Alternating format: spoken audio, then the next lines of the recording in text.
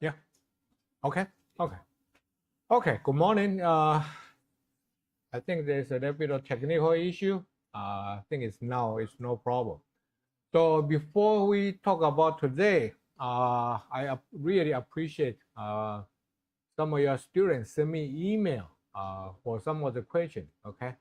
So for example, I did discuss with Dr. Kumar about the slide. He said after the section, he will send the entire slide for you guys.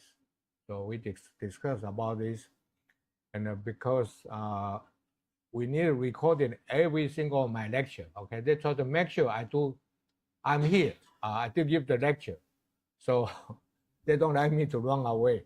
So we need to wait for the recording. So at the same time, they are going to post all my lecture section, the recording.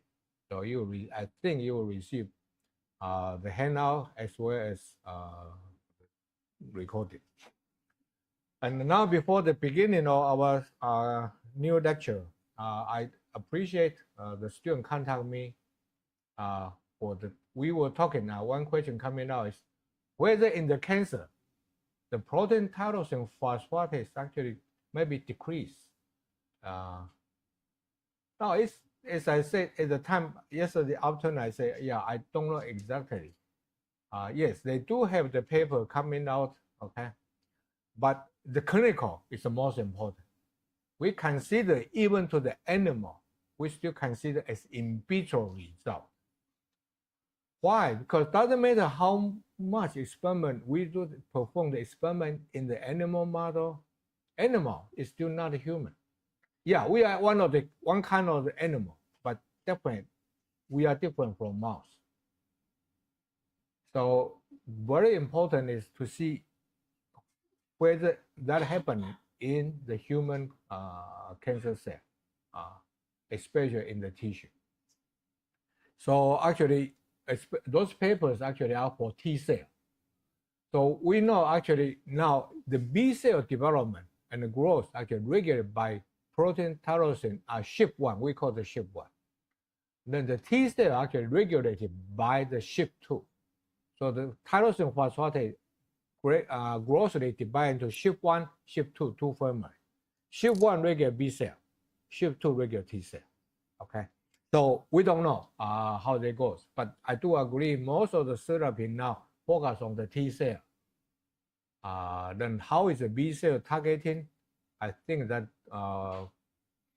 yeah, there are a lot of study going on. For example, my son-in-law is actually working on immunotherapy, cell cycle inhibitor plus the immunotherapy. So that is his expertise.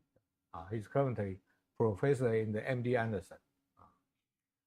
Okay, so that is briefly summarize what we discussed yesterday and also what the students sent me the information. I'd like to sometimes discuss it openly. Hopefully, everyone can get the same information. So again, as I mentioned yesterday, the way I present is follow the way we are doing in the US. Okay, so in the US, all the hand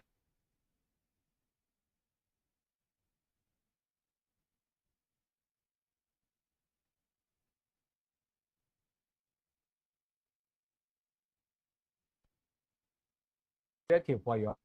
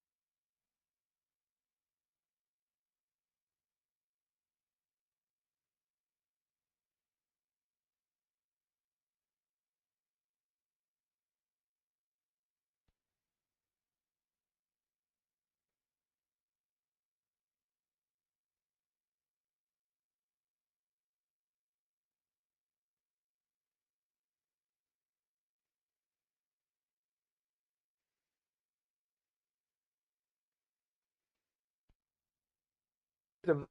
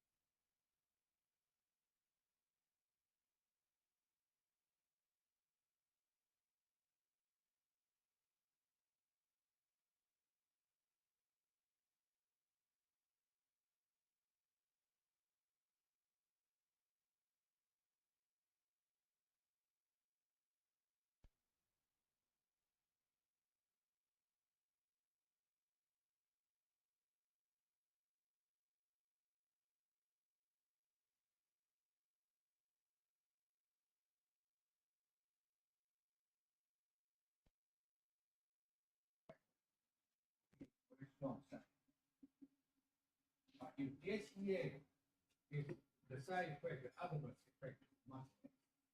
So you can go to the in your country, India, could be people. In US, the drugstore, the pharmacy store, you can go to GIAN over the counter. You can just buy it. So a lot of young people, they actually try to maintain, they are not to, they actually take GIAN. So my recommendation to all those students is it's not necessary to have that. When you are young, you have enough, but when you're getting old, you don't have enough. But it's still not good. We don't know what is the function of the DHEA at this moment. To be honest with you, we still don't know. We cannot find a specific receptor. We cannot find a specific receptor. So when you don't have a receptor, then we really don't know what exactly the biological activity. So this is the one, the table. I get a copy from the magazine talking about what the chemicals, okay, the chemical for the function of the use. So testosterone is one of them, of course.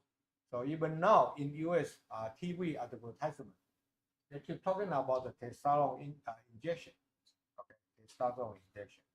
Or they keep talking about the DHEA.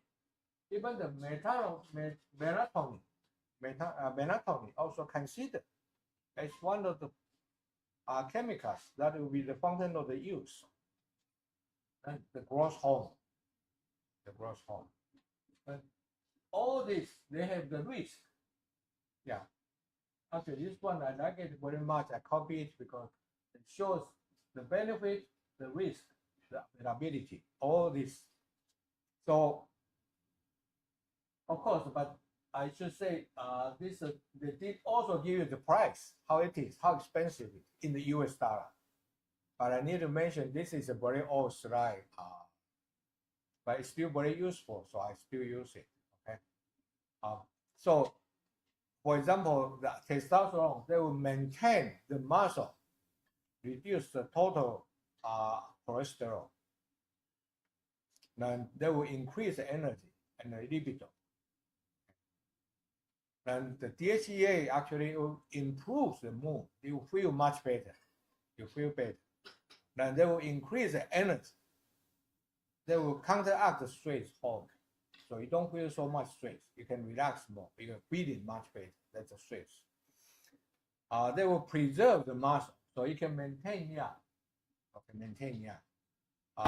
So we strengthen the immune response.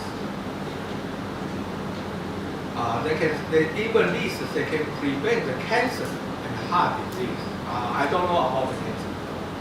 The heart disease maybe, but the bottom line is we still don't know much. We cannot identify the receptor, the specific receptor. So when there's no specific receptor, the function could be a little bit of non-specific. So as we're talking about apoptosis versus necrosis, right? Apoptosis, we can see the signal pathway very clear. But necrosis is not the case. Yes, they do have some pathway regulated, but just not so tightly. And another question is the estrogen. The question also is estrogen. How they regulate? How is that really the function of the estrogen? So those are a lot of questions we don't know biology, but they are there. So similarly, the DHEA is yes. When you are young, it's really hard to do that. But growing up point is so messy. Okay, already.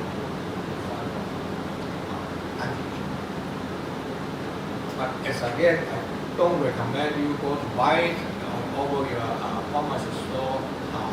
We don't know what it is, and when you are young, you have all enough homes, enough energy. It's not necessary to supplement. If you like to keep yourself young, exercise, food. Okay, the food will be more important. Okay, now we're talking about the steroid. So then the key is cholesterol.